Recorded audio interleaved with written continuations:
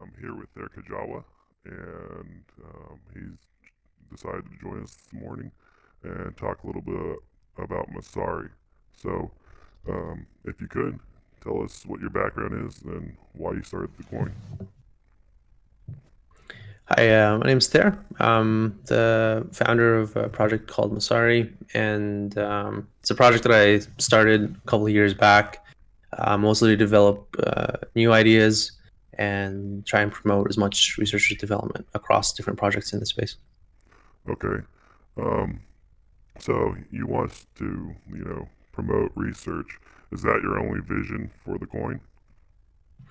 Well, when I first started the coin, the main thing that I wanted to do, I didn't really mention this earlier on because I kind of had um, I don't doesn't really I have different views on it at this point. But at first I thought like, oh, if I bring up this idea, it might be taken or whatever it is. But so BlockTree was kind of the thing that I really wanted to put in, and that stemmed from my work at the time because I was working with a lot of distributed systems, and the idea of having multiple nodes doing work in parallel that's partitioned was kind of just very commonplace on where I was working. And as I got more involved into cryptocurrency, I'm like, well, I can take this idea and sort of apply it to a cryptocurrency project.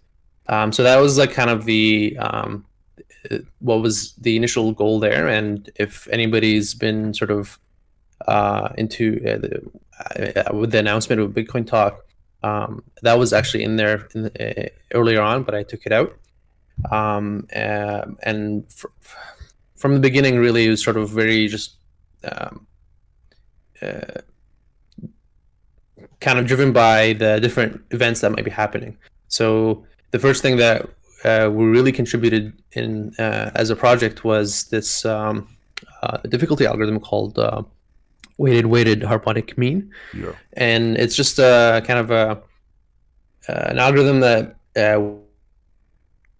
weighs more than older ones to make sure that the block emission rate is relatively stable. And that's something that we had to develop because the network was getting attacked.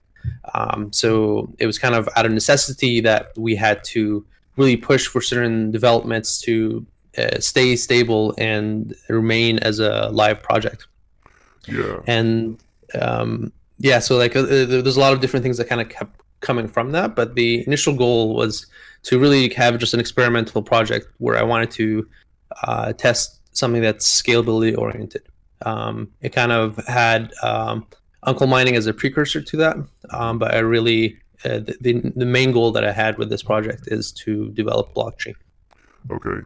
So, I mean, we're already past that in terms of our, where we've gone. Do you think that Masari has evolved into a newer project where, it's no longer about experimental ideas and more about the product actually, you know, achieving what you wanted and, people actually using the Sure, coin? sure. Yeah, so like this project's become very community driven, so a lot of what's happening isn't coming from me. And a lot of the ideas that have gotten into the project were pushed by community members. So it could be simple things like, hey, here's an idea, or hey, what's after BlockTree, is that it? So that was a bit of a sentiment that was there. And at least the ideas that came out of that were something like what we're calling SPT, simple Yeah. private token, just an idea to namespace different tokens within the network that would make it kind of like a private Ethereum in a way. Yeah. And that would be a use case example of the project. So it kind of uh, I feel like there was definitely pressure to move it away from being just experimental, which was sort of my initial goals, into something that's like a product. Yeah. And how could this thing be a product? And that was sort of where it was really being pushed. I feel like all the time. I just sort of was built more focused on the technology that would sort of enable something like that. Yeah. So, I mean, I think this ties into my next question. Like, I was watching a PowerPoint with Fluffy Pony, and in the presentation, he has a slide where he talks about what his role is in Monero.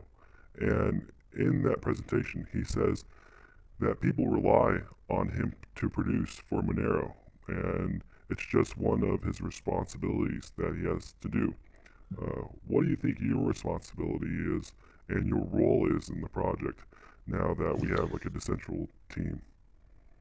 Yeah, so like currently I can't really say in terms of giving myself a title. I can give myself a role title because I'm not really doing anything dedicated to the project right now. I'm just maintaining the project and make sure that it's being led in the right direction. So there are community members that are currently leading the project outside of me, and I just need to make sure that I'm blocking them as much as possible. So that would be like the short term goal.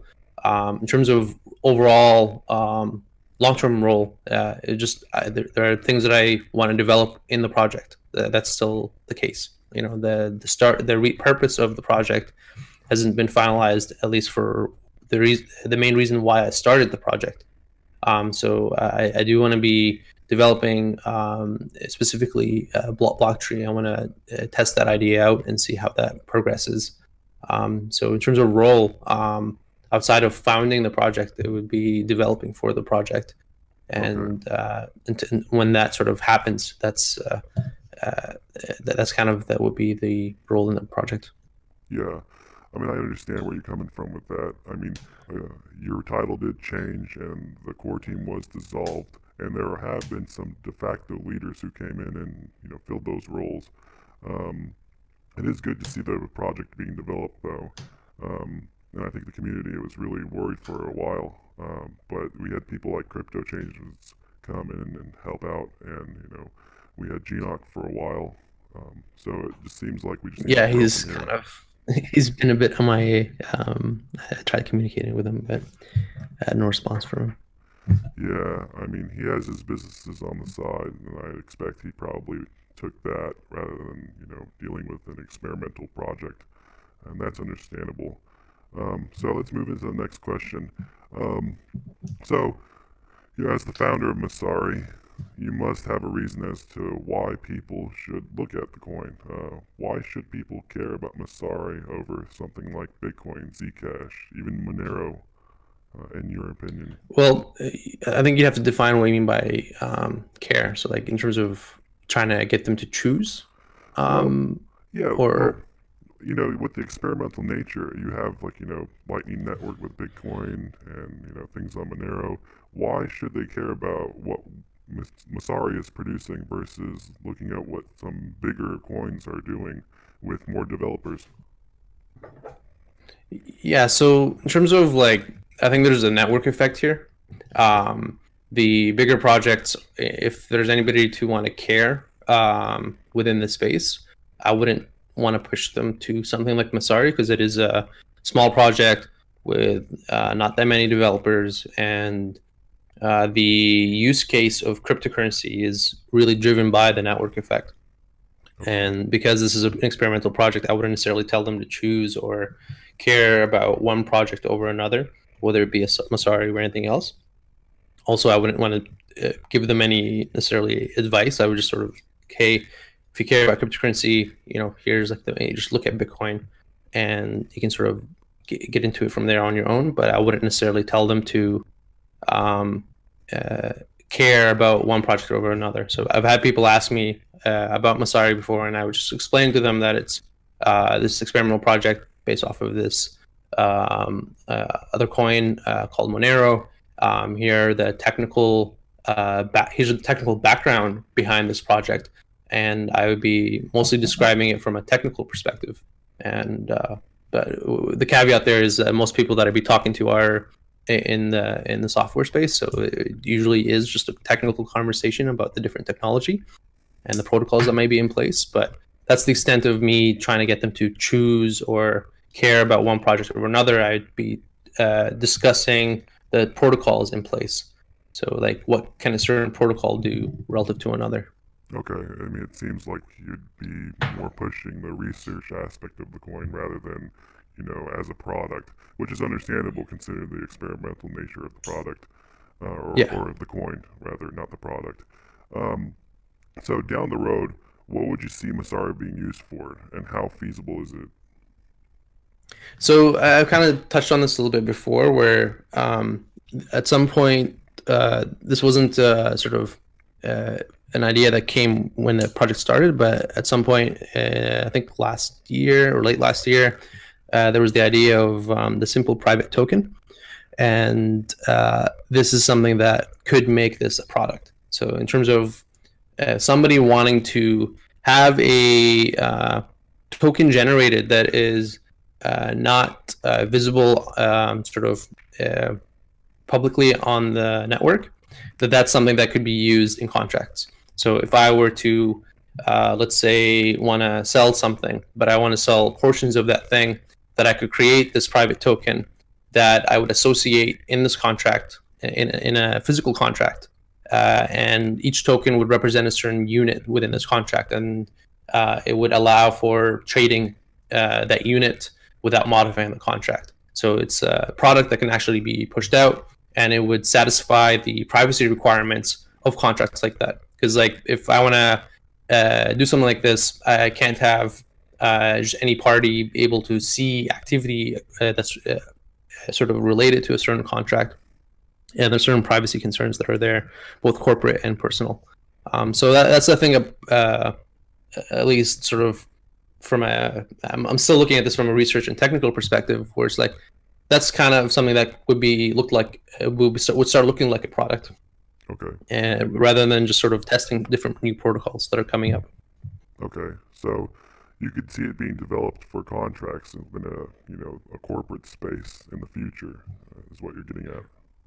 Corporate and personal. So it could be something very simple, like let's say somebody has like a Scotch club or something, and they want to distribute tokens to represent certain amounts of dollars that somebody paid into the system Okay. because of this weekly or monthly or whatever sort of type of event that's there. That would be something they'd be able to maintain and manage through a privatized token. An example like that, you might not necessarily care for it being public or private, so you might be okay with using something like Ethereum.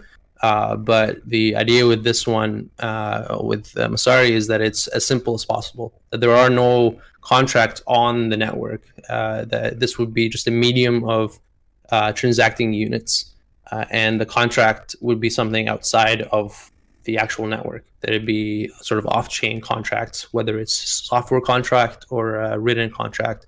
That's up to the person that's developing their idea. Okay. Yeah, I understand where that's going.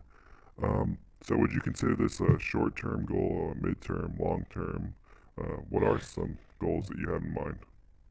Yeah, so the midterm and long-term goals are SPT and BlockTree. So I really would care more on BlockTree's front, but I do recognize that uh, an idea like BlockTree, even in its sort of assuming that it is successful, it's not going to have a good use case. It's like, okay, well, fine, we have this scalable idea, and as the project Masari, it might not make much use of it. I would be still pretty happy with that, because other projects that might have the better network effect might be able to use something like that. But at least for Masari's case, well, we can have sort of some sort of value proposition for the network itself, and something like SPT would provide the value proposition. Okay. Um, so we have SPT and BlockTree, which make the experimental project experimental. So um, do you see your schedule freeing up, or would that be something you'd be working in tandem with somebody else, like say crypto changements, or maybe even another developer? So this is like this is something that I would want to develop on, regardless of it's a multi-developer situation or not. But I would prefer that there are multiple developers working on this, because it's an experimental idea that's not as kind of clean cut as possible. That means there is a chance for bugs, and there's a chance for things going wrong. So to make sure that there are as many eyes on this as possible would help ensure the success of the protocol. Um, and the yeah, so that's why, like, I think at some point I kind of became very public about BlockTree, because it's like, okay, well, here's an idea. I don't care if another project kind of takes it on, and we've even had that case with, I can't remember, some project basically just ripped off our roadmap, and it doesn't really bother me, because like, as long as the idea is out there, and if the idea succeeds and it proves itself to be valuable, then other people would start either developing or using the protocol, and that would kind of it'd be kind of like a battle of protocols, sort of in that way, where the best protocol will be the one that stays. Okay, yeah, I see what you're getting at. So I brought up other devs like Crypto Changements. So I really admire him. I think he's talented, and I think he's, at his core, a really good developer who cares about the community. So what devs or creators do you admire, besides Satoshi, and why? Well, I kind of, in terms of developers, I can't kind of necessarily say here's a person that I just admire overall, but what I would say is there are certain things that I would admire from certain people. And so like, when you mentioned Crypto Changements, for example, it'd be his work ethic or specific features about him that you would admire, and that would be the same thing for me. So like, I think I could list a few, but if I would put one, let's say, outside of crypto space, I would admire the work ethic of somebody like Elon Musk, for example, where they're just constantly pushing the envelope forward, and that kind of person is something that I would sort of take in as something I would want to role model off of and keep pushing forward. Because just sitting around is not something I like, and that's definitely something that a lot of people do in their day to day. And somebody like Elon Musk, or even in our own project, something like Changements or Knock, they're very talented, very driven, and they just want to keep going forward. So that's something I admire, just from any developer that would have this kind of work ethic. I get you. I admire Elon Musk as well. I think he's very efficient, and using your time efficiently and making projects efficient, really Yeah. push things forward.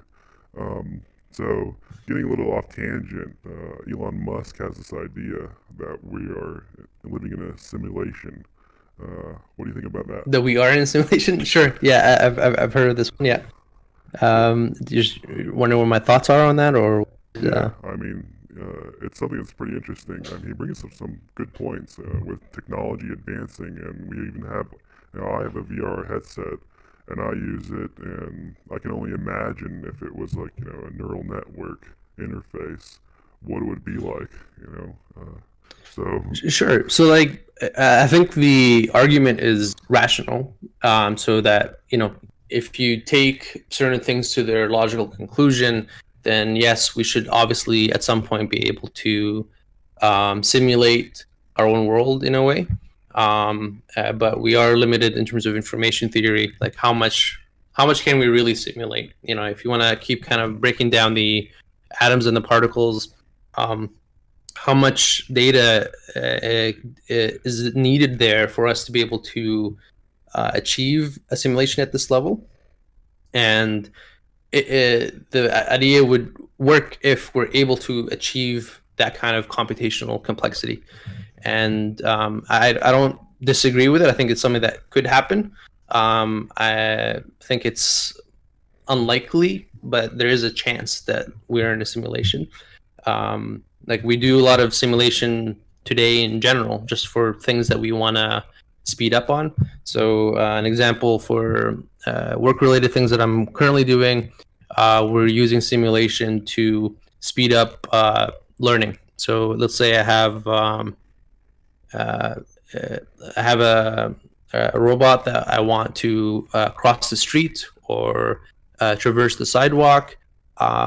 That they would have a quick way to figure out how to do that in simulation without having to go in the real world and try 1,000 times to have it cross the street and all this kind of stuff. So if I do it in simulation first, I'm able to do it in the real world much quicker because I've had that pre-trained model in simulation. So I can see, like, let's say that we're some super advanced civilization at some point and we want to test something in simulation, and we're able to reproduce this kind of fidelity. Why not? I can see that being something that would happen.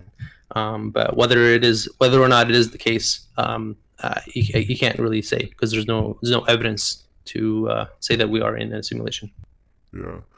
I mean, Elon Musk was talking on Joe Rogan's podcast, and that was something that he had hours of conversation about. And it's not something we can solve in our podcast, but it is something to think about. So moving on, we talked about some people you admire, some devs. So do you like any other projects, and if so, which ones and why? This one's kind of obvious because project is based off of that one, but I really admire the project. It's a very developer-driven community. Yeah, it could be a little bit less culty at times, but overall, I really like the project, and it's not just because I like the project; it's because the technology behind it is really fascinating and is solving a fundamental problem. That's a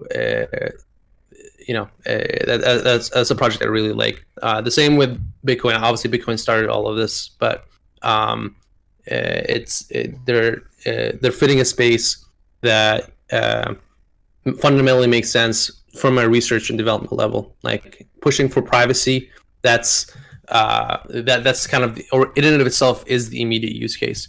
So it's a little bit tougher with Masari because I want to push for the scalability oriented perspective, but that would mean that we need to be needing that scale. So the project right now, we only have so many transactions per second that we're actually coming in. We don't necessarily need the scale, but at some point we would. And for that to happen, there needs to be a large large user base for that. And a project like Monero would have that user base sort of now because privacy is really important. And they're the ones that have been leading the privacy space. Masari, we've been kind of just piggybacking on top of the privacy there because I feel like that is important.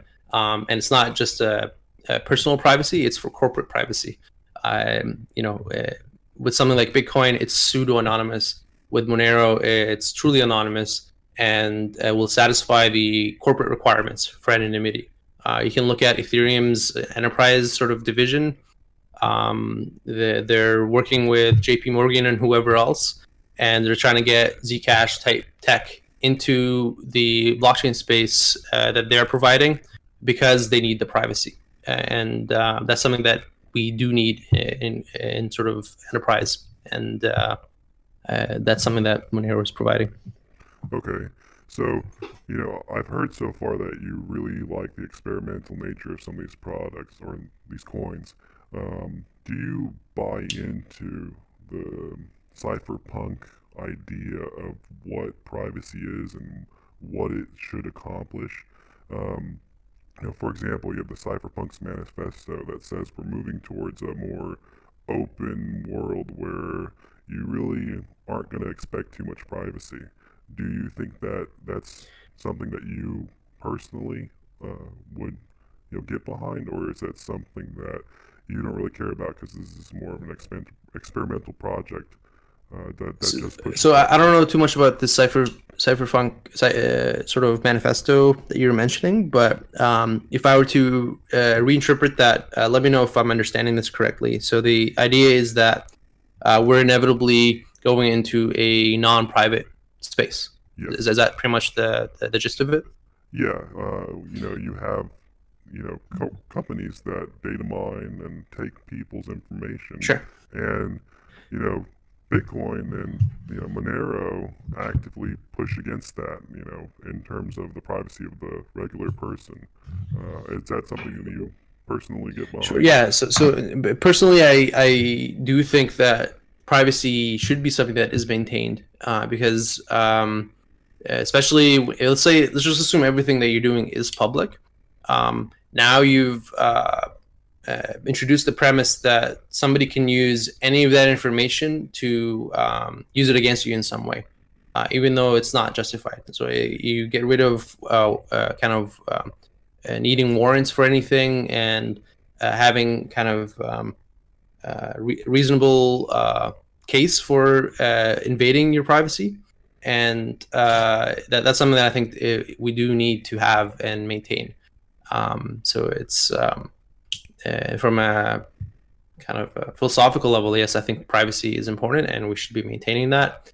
It's just that currently a lot of what we've adopted definitely does not respect privacy. But that does not mean that that will always be the case, and that's inevitable. I don't think that that's true. I think at some point people will realize that Facebook isn't free, Google isn't free. These are things that you're paying for with your privacy, and it comes at a cost. And when that's obvious to people, things I think will change. Yeah, I could see it get a lot worse before it gets better. Personally, I mean, everybody's using Facebook, even though they've been in the news for violating privacy. Yeah. Like even I use Facebook, so it's kind of a hypocrite in that sense. But the way I would use it is very minimal. Like I don't post on any any posts. I don't have any comments. I would just use it as a messaging medium to communicate with people that I otherwise would not be able to communicate with, because they're only on Facebook or whatever. So there's this, and I think this is also an issue of the network effect. It's like, hey, because quote unquote everybody is using Facebook, that kind of forces you to want to use Facebook or have to use Facebook, even though that you don't want to. So in my case, I don't want to use Facebook, but in one form or another, you can argue that you kind of have. You never have to use Facebook, but you kind of sort of semi-forced into using Facebook. Things will change. I think as we get more decentralized, there will be different ideas that get put forward, not just from a blockchain side of things, but it could be decentralizing identity in some way. Even though you can't you can't guarantee a one-to-one relationship with a person to digital identity, but what you can do is you can have some sort of communication medium that has that identity decentralized, where I can just take my identity wherever, and I'm not necessarily forced to a platform to be able to communicate with that. Okay. I really do think, like, at some point privacy will be really important, and people will realize what we have sort of paid in the lack of privacy with the public platforms that we have now. Yeah.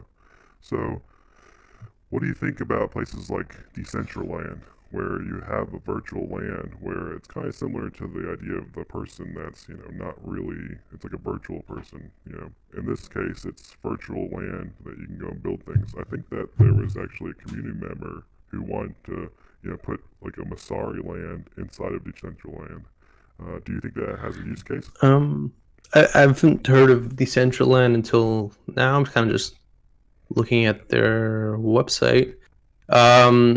So can you give me a little bit of a backstory on this? So how is it decentralized land? What's ensuring that it is decentralized? Well, I think we could just talk in the abstract about the idea rather than just a simple company or whatever. Sure. Can you repeat the question then? Sorry, I kind of yeah.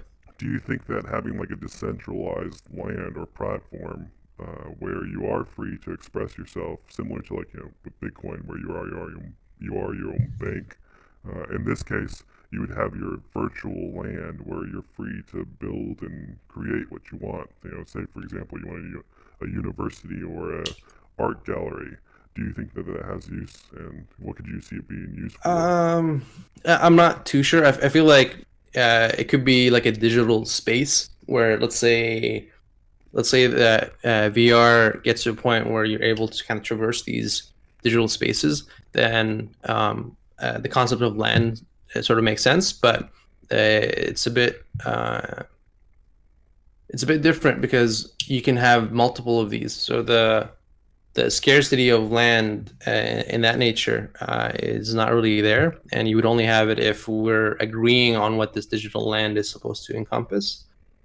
So I can't really say if I would see a use case or not for that, but I can see it being a thing. Though I feel like the push for free expression and at least that portion of the question, that's something that we can do in the real world, at least in the US. Like even in Canada, we don't really have free speech. There's hate speech laws, but you know, that's something that you should be able to do in the real world, not just in the digital world. And you would be subject to those laws even in the digital world. So let's say I decide to say some things or do some things in this land. If they're illegal in the real world, they will likely translate to the digital world. And even if it's not illegal, if it's something that has consequences, that I should be responsible for those consequences as well. Just because I can say it doesn't mean that I shouldn't be able to get repercussions for something that I may have said or done. Yeah, I mean, I get where you're coming from with that. It is an interesting concept, and I think that as it gets, pushed forward, we'll be able to see what actually happens and, what ramifications there are for people who build, insane things. But anyways, let's move on. So, have you been up to anything recently at your job or with Masari?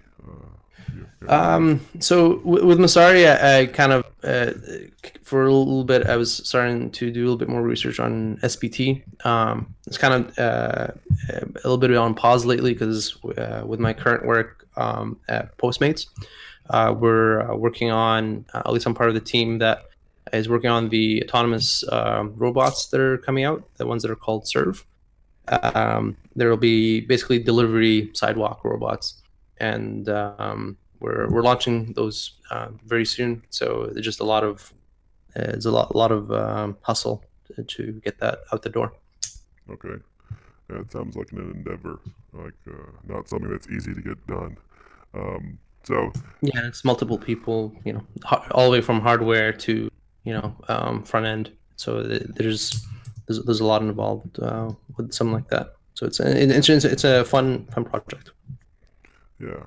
So, with Masari, do you have any plans to attract new developers or to get people to look at the research that you've been pushing? How do you expect that to be pushed forward?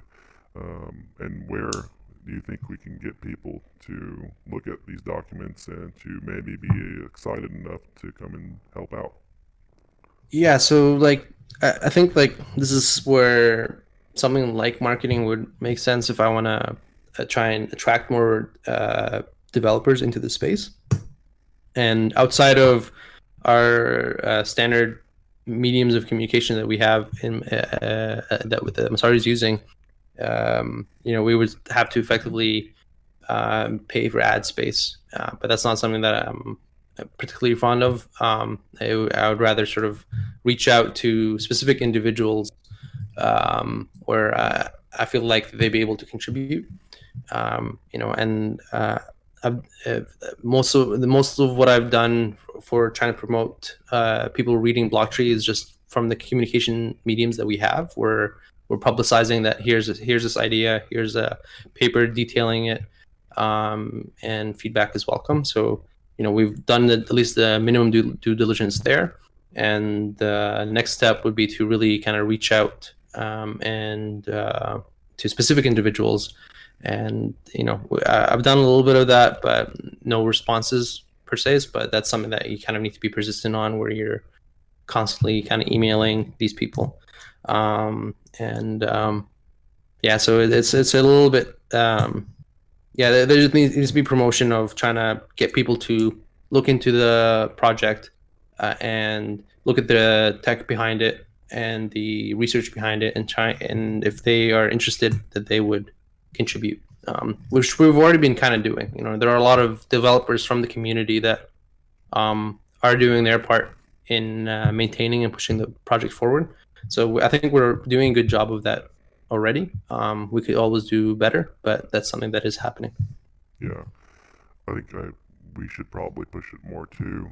Um, there are some people like, say for example, Howard Shue, who, had the idea of a BlockTree or something similar, and to get people, of his caliber to look at, what Masari's been doing would be great. But again, getting them to actually do it is another thing. Um, so it remains to be seen, right? Yeah. Um, anyways, so I know one of the things on the roadmap was getting Masari to get onto a ledger, and there was Yeah. a push with GNOC to get that done. Where do you see us now with that? And do you think that's something So I people think should? with Ledger, like a lot of the heavy lifting has been done by Monero, so I don't see an infeasibility here. Like it's something that we should be able to do. Just we need to put the time into it to get that going. And Knock was the one that was kind of pushing that forward, but he's kind of been MIA. So that is an outstanding thing, but it is something that we should be able to do. We just need to have the time into it. Most of the is available. We just need to port it accordingly. Okay. Yeah, 'cause a lot of the community members were, really wanting that, and when the wallets had that hiccup, they, Yeah. would have rather had it on a physical device rather than the web wallet, even though the web wallet is Right. something that connects to the blockchain.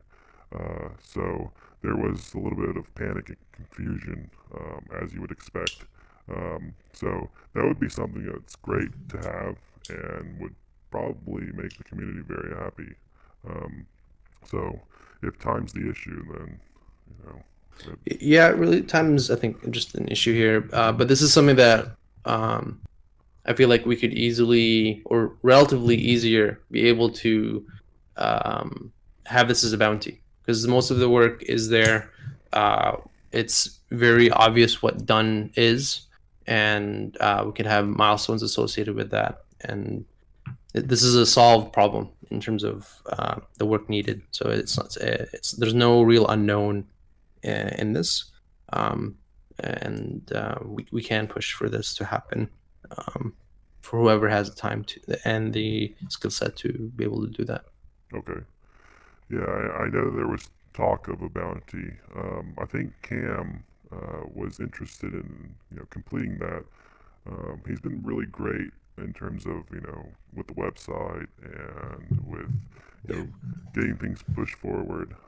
So there is really a great community with the coin that shouldn't be overlooked. I could see Yeah, Masari I agree. growing, and where the experimental nature is still there in a way, but more you know mature and almost product based, where the developers have you know the responsibility I to. agree. Like I think like the distinction that probably people grapple with is what I would consider as experimental. Some others might be seeing as a product, and or if there are other projects that are doing less than us, which there is, that they're still trying to push themselves as a product. So I can see the conflict there. Yeah, The reality, the bar for product is quite high, and that bar has been lowered a lot in the crypto space. So what's considered a product, 99% of the time is not a product. yeah, That's the same kind of um, benchmark that I would want for a project like Masari, where if we're ever wanting to push ourselves as a product, we really need to sort of meet that bar, a proper bar. yeah. I think a lot of people in the crypto space are you know pushed, or like I guess influenced by all the other projects that do in fact promote themselves as a product when in reality there really isn't anything there. Right. So I think that it's important for us to stress that you have a real expectation of what a product is, and that is something that should be very much noted, considering all Yeah. the So, stuff that's out there. I think we've been very clear as a project, that we just there's no at least I'd have to say, at least me, that the core principle there is that there is no speculation.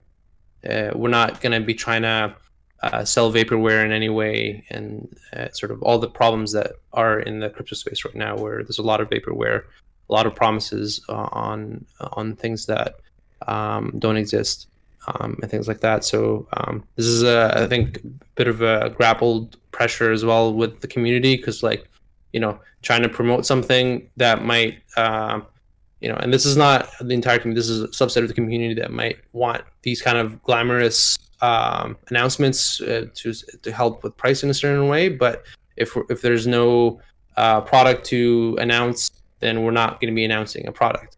That's not something that's going to happen. So with BlockTree, I never wanted to put it in the roadmap until there was a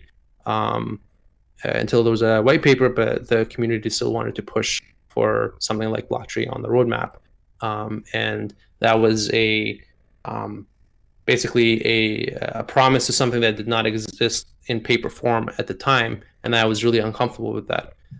So that's kind of at least the mentality that I have, where I'm not going to announce something unless it's there. But a big chunk of the community doesn't like that. They want to sort of have these pre-announcement announcements. Yeah, I agree. I think the community would do good to understand that you're somebody who seems efficient and very reason based. So given those two things, we shouldn't expect something that isn't there or is grandiose and can't be accomplished. Which I personally like. I like the fact that we get something that's real rather than something that is hollow and won't take us anywhere in terms of what we're trying to accomplish and what the goals are. So I admire Yeah. that, and I completely understand. Um, so you have my respect, and hopefully, after people hear this, they start to understand where you're coming from and what to expect as well. Um, Thank you for the kind words, Jeff. And I likewise really respect everything that you've done for this project, and your work ethic is admirable, to say the least. Thank you.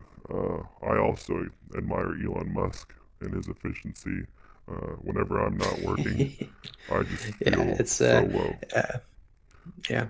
No, Like, he's. I think if anything, he might be a little bit over the top, just from the feedback from the people that work for him. But that's, I think, just the consequence of always be in go mode, and that's something I really like. I'm not always 100% in that mode, but that's definitely my goal, to always be in that sort of work ethic.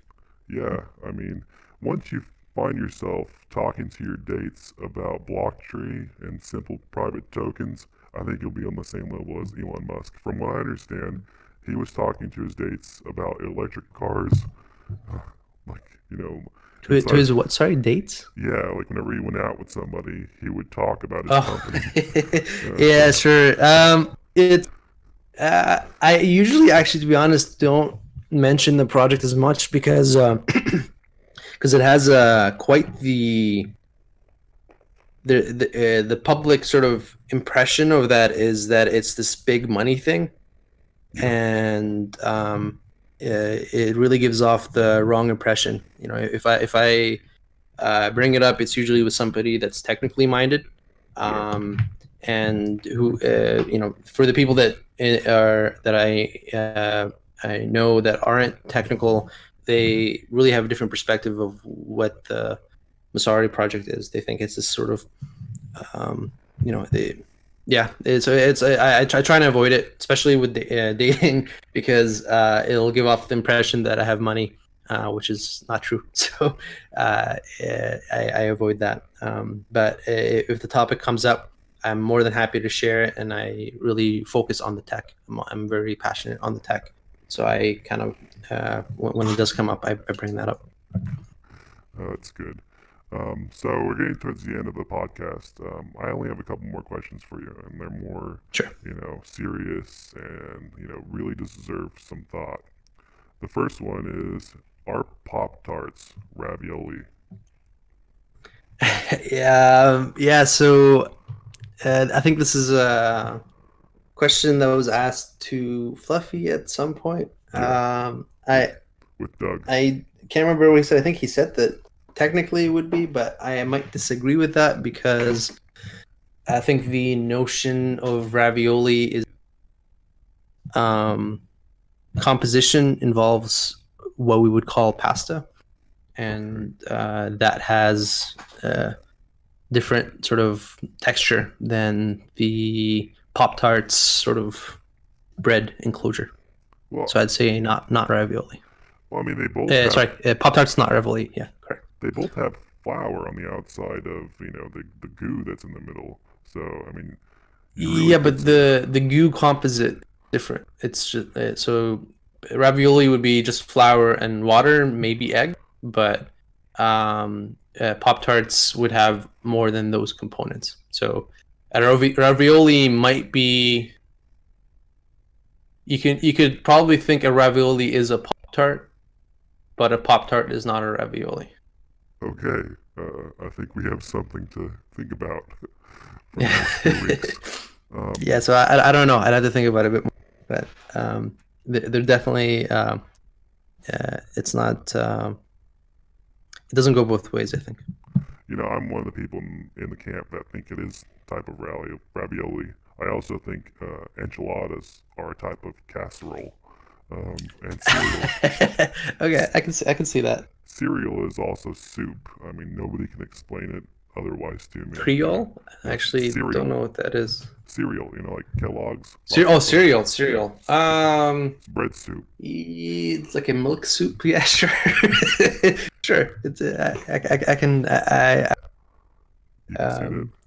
yeah, it's a milk soup. There we go. And in the morning, I'm gonna eat soup. And then, one of my last questions is, who do you think Satoshi is? We all have our picks. You have that. Um, what is it? Salatoshi, the guy who was locked up. I think there was a story posted in our bridge, a couple months ago. Who's your pick Sorry, what was my pick for which? Sorry. for who Satoshi is? Oh, for who Satoshi is. Yeah. I haven't really kind of come up with an opinion, but I at least don't think it's necessarily Craig Wright. There's this I don't know the full details, but the notion that I get is that he would have been involved with the sort of Satoshi entity. So I think there's a kind of a truth that's there, and that's why he's kind of making his way in different ways. But I think it's forget the name. It's the person that he's being sued by. This person that died, I think in 2011 or 2013. I can't remember exactly when, but it's also around the time that Satoshi kind of fell off. So there's this other person that is cryptographically very sort of competent and would have been at least a colleague of Craig Wright, and that would have been kind of probably closer to the real Satoshi. If Satoshi is one person, Yeah. then Craig Wright probably would have been. Yeah, I don't know. I just don't think if Craig Wright is Satoshi, we have a problem because he's definitely proposed some crazy things that I don't think the real Satoshi would have. Yeah, I get you. My personal pick is Hal Finney. I think that he had the background and was there at the time, and sadly he passed away. And Satoshi's no longer active, so It would make sense to me. Yeah, so I think like there's also sorry, and I'm looking up now. So there, Kleeman, he also died in 2013. So a couple of, I guess Halfing is also. I didn't realize that he's also dead, but Yeah, um, you know, it could have been a group of people, and it might have been. Let's say, for the sake of the argument, that it was these three guys, and now you got yourself with in situation as Craig Wright, where you can claim that you're Satoshi because you're the closest to what Satoshi was, but you're not really Satoshi. And he would have his own financial incentives and what have you from that. But yeah, so I can see Halfini being that as well. It doesn't have to be a specific individual. I don't think it matters either. Like, if anything, it's for the best that Satoshi is now this invisible, unknown entity because Bitcoin is for everyone. In that sort of argument that's there, and not having a figurehead really helps with it being a decentralized project. yeah. I can see where you're coming from on that. So I think this takes us to the end of the podcast. If you have anything else to say or bring up, we can talk about it. But beyond that, I think we've touched all the topics we wanted to hit, including some others, like the ever-present question of whether or not Pop Tarts are indeed ravioli. Yeah, I don't have any other questions to add to the Pop Tart situation. Um, yeah, it can be open for debate. All right. So, if anybody's interested in Masari, they can check it out at getmasari.org. The website's been redone. It looks really nice thanks to Cam the Geek. Uh, thank you for that. And if there is usually in the Discord, you are available for questions. And is that correct? Yeah, I'm available for questions. You can reach me on Okay. Discord, Telegram, Twitter as well. Not as active on Twitter, but the majority of the means of communication we'll be able to find on getmasari.org. Yeah. And if you're interested in buying Masari and using it, the main exchange is Trade Ogre. It's also on South Exchange, TextBit.io. Who else? There's three more. I can't. It's too early for this. Yeah, I can't recall, but those are the main ones. Oh yeah, Crex, and then shoot. Well, they'll be able to find it on getmasari.org. Um, but yeah, it's been a really good podcast. It's been really great to talk and sync up with you. I think it's been quite a while Likewise, yeah. since your last podcast, but beyond that, it's been pretty good. Yeah, I think it's there's somebody that did reach out. I think we had a podcast with him before, so we might be able to get another one going as well. But yeah, it's definitely been a while since my last podcast, and pleasure to catch up with you, Jeff. Yeah. All right. Well, I guess I'll end it. Thanks again, and we'll see you in Discord. All right, man. Take care.